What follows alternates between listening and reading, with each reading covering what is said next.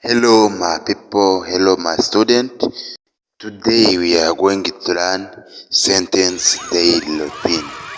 Uyu munsi tugiye kwiga interuro dukoresha buri munsi, harimo n'inshinga. Ndajya mbasomera nabahe n'urugero. Uriteguye? Reka dutangire. Speak, kuvuga. To use the voice formally, dukoresha ijwi tumenyesha. Let's see an example. Reka mbahe urugero. I speak 5 languages. Mvuga indimi 5. Talk, kuvugana. To have conversation, kugirana ikiganiro. Example, we talked about the weather. Twavuganye ku kirere. We talked about the weather.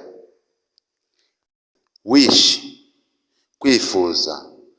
To desire something unequal, kwifuza ikintu kidashoboka. Example, I wish I could fly. Ndi kwifuza iyaba naguruka. Hope, kwizera cyangwa se kwiringira. To want something possible, kwifuza ikintu gishoboka. Example, I hope it is rain tomorrow. Nizeye ko imvura izagwa ejo. Teach, kwigisha. To give knowledge, gutanga ubumenyi. Example, she teaches English. Yigisha icyongereza. Learn, kwiga. To receive knowledge, kwakira ubumenyi. Example, I am learning in English.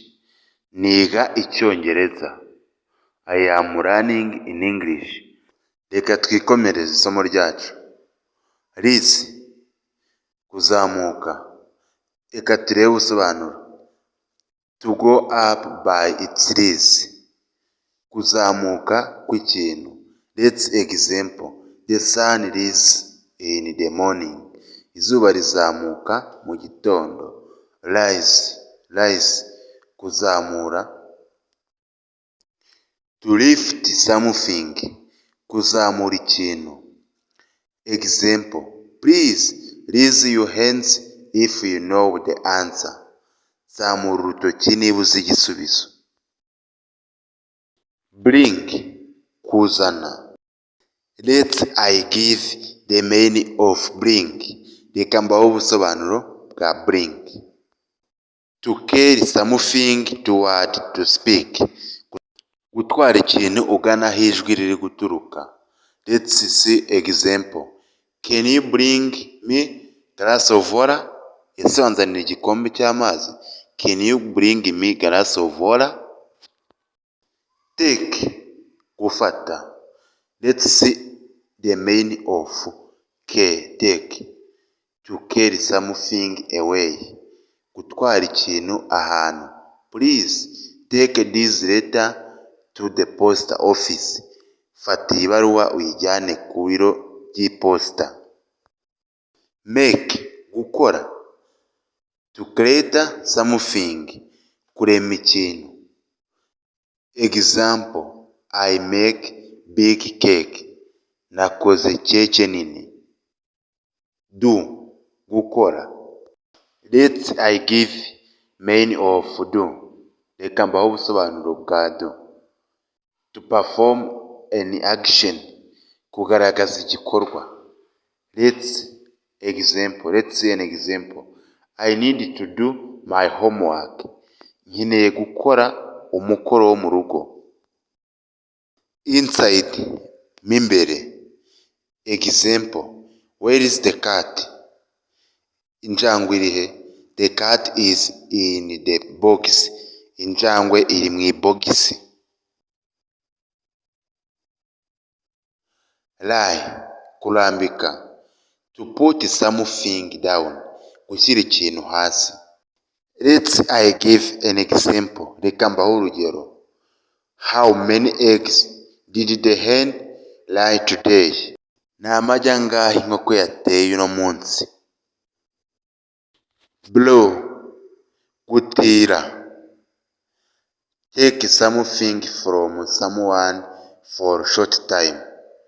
Gufata ikintu cy'umuntu ukagikoresha igihe gito. Let's see example. Can I borrow your pen? Ese wantiza ikaramu? Can I borrow your pen?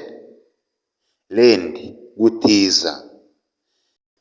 Give something to someone for short time. Guha umuntu ikintu akagikoresha igihe gitoya. Let's see an example. I lend my pen to my friend. Natije ikaramu inshuti yanjye. On, ku. Where is the book? Igitabo kiri he? The book is on the table. Igitabo kiri ku meza. On, under. Munsi no ku. Where is the cat? Injangwe iri he? The cat is on the table. Injangwe iri ku meza. Where is the dog? Imbwa iri he? The dog is under the table. Imbwa iri munsi y'ameza. Over, above, hejuru. Where is the kit? Kit iri he? The kit is over the tree. Kit iri hejuru y'igiti.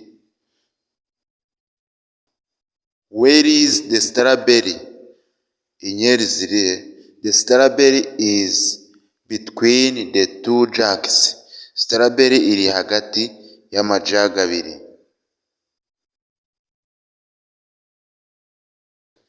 Dusubikiye aha, mwakoze kudukurikirana. Niba wishimiye iyi video, kora subscribe, share na comment. I hope I will see you soon. Nizeye ko tuzabonana vuba. Murakoze cyane.